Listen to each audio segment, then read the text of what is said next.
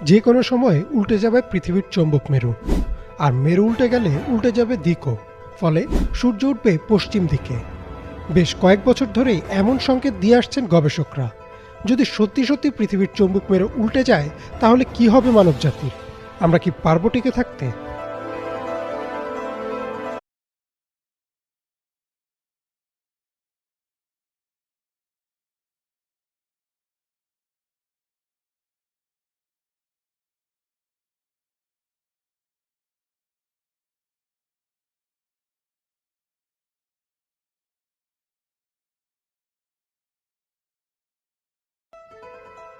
যে কোনো সময় উল্টে যাবে পৃথিবীর চৌম্বক মেরু।